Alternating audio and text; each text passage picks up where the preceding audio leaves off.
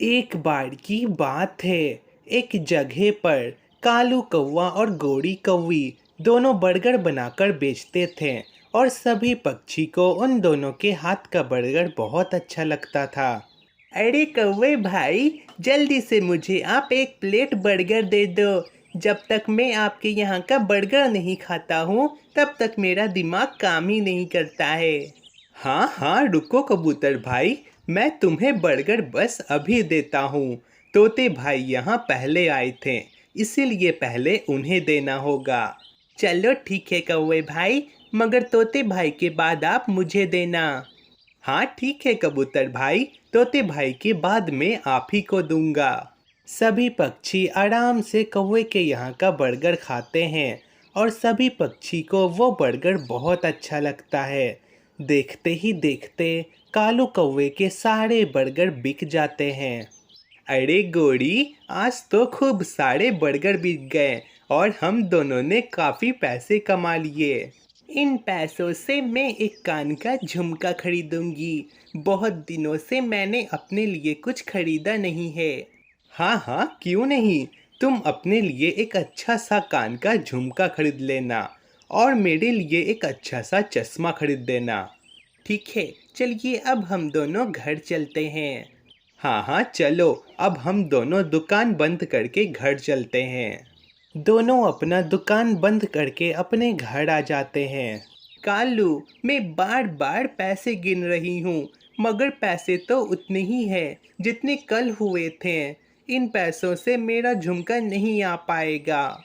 हम दोनों तो पूरी कोशिश कर रहे हैं ज़्यादा से ज़्यादा बेचने की, मगर पैसे तो उतने ही बचते हैं और ये सारे पैसे घर के खर्चों में ख़त्म हो जाते हैं।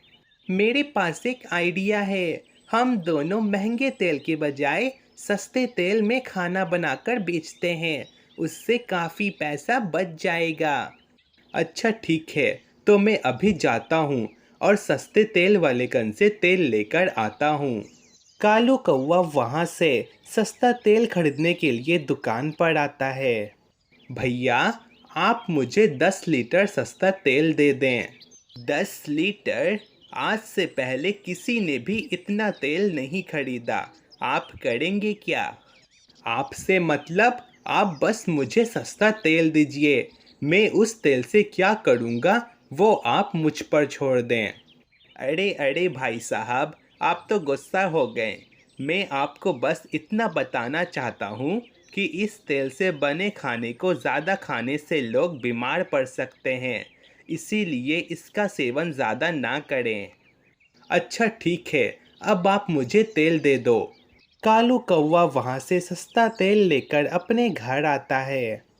ये लो गोरी, मैं सस्ता तेल लेकर आ गया और मुझे ये बहुत सस्ते में मिल गए। मैंने कहा था ना। चलो, अब जो पैसे बच गए हैं उन पैसों से मैं अपने लिए कान का झुमका खरीदूंगी। ठीक है गोरी। अब अगले दिन दोनों उसी सस्ते तेल से बर्गर बनाते हैं और सभी पक्षी को खिलाते हैं। अरे कौवे भाई, मैं आपके यहाँ का बर्गर रोज़ खाता हूँ, मगर आज का बर्गर काफ़ी अच्छा नहीं है। अरे वो ऐसा इसीलिए क्योंकि आज हम दोनों ने इस बर्गर में अपना स्पेशल मसाला डाला है। स्पेशल मसाला डाला है? तो आप एक काम करें, आप मुझे एक प्लेट और दे दें। हाँ हाँ, क्यों नहीं, मैं तुम्हें और देता हूँ। बस 1 मिनट रुको। सभी पक्षी कालू कौवे के यहाँ से दिन में 2 या 3 बार बर्गर खाते हैं, जिस कारण सभी पक्षी बीमार पड़ जाते हैं। अरे डॉक्टर चिड़िया, देखिए ना, मेरी तबीयत ठीक नहीं लग रही है। आपकी तबीयत खराब तेल का खाना खाने से हुआ है। आप ज़रूर मिलावटी तेल का खाना खाते हैं। मैं तो बस कौवे भाई के यहाँ का बर्गर खाता हूँ।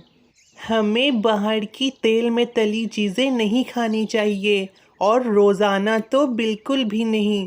वो खाने हमें बीमार कर देते हैं। मैं आपको दवा दे देता हूँ, मगर आप एक काम करें, आप आज ही से घर का खाना खाएं। आप 2 दिनों में ठीक हो जाएंगे। जी ठीक है डॉक्टर चिड़िया, आपका शुक्रिया। कबूतर दवा लेकर वहाँ से चला जाता है। डॉक्टर चिड़िया, सुबह से लगभग 40 पक्षी आ चुके हैं और सभी पक्षी को एक ही प्रॉब्लम है। मुझे तो यही लगता है कि उन सभी पक्षियों की तबीयत खराब कौवे के यहाँ का खाना खाने से हुआ है। हमें कौवे भाई को समझाना होगा। वो दोनों हमारी बातों पर यकीन कभी नहीं करेंगे। मगर तब भी टूनी, अगर ऐसा ही होता रहा तो जंगल के सभी पक्षी बीमार पड़ सकते हैं। मैं उससे बात करता हूँ।